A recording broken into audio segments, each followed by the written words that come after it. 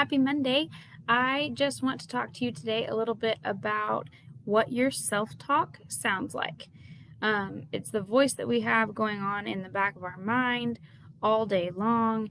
It's like background music that is on all the time. And so sometimes we don't even really notice what it sounds like, what we're saying, because it's always been there. It's been there for so long.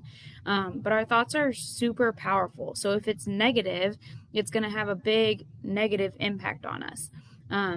The good thing about that is our thoughts are so powerful. So if we work to change them to be positive, then that's going to have a positive impact on us. So we want to be using it as a tool for ourselves rather than use it as something that's working against us. I know one of the times for me that my negative self-talk can just really kind of take over and like spiral down is if I intend to get up early for a workout, and instead of doing it, I hit the snooze button because I talked myself into believing that I need more sleep that day or I need rest, and that's good for my body too.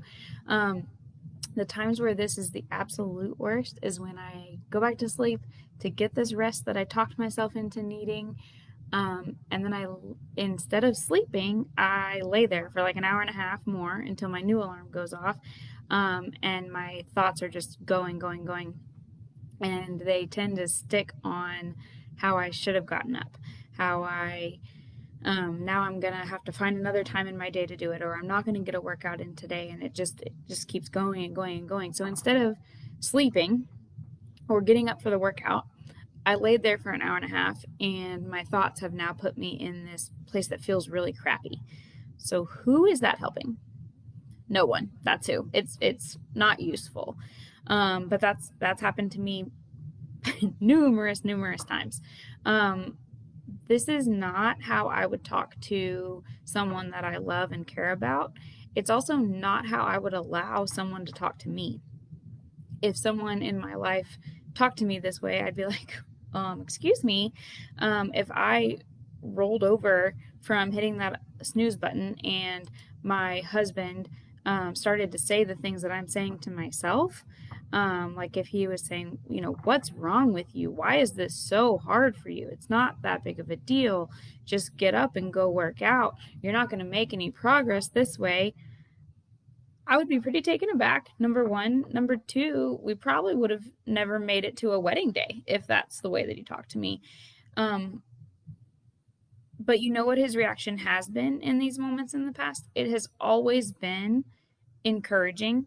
It's never been shaming to get me up and get me to work out. It is coming from a place of motivation that is helpful, reminding me why I want to get up, why I talked about doing this the night before, how good I'm going to feel after I do a workout. And you know what? It tends to work. When he says something like that, I tend to get up and say, oh, okay. And then I do the workout and he's right. So if it works, why do I talk to myself like this? Why wouldn't I talk to myself in the way that he does when he's being encouraging and motivating? Because we tend to beat ourselves up and not really think that much about it. It's just what we do instead of motivating ourselves. So today I want you to just notice your self-talk. That's it. Just notice it, become aware of it. It'll take really no extra time in your day. Just notice it. But that's a huge, important first step. And then let me know what comes up for you. Message me and tell me what you notice. I'm curious what your self-talk is like.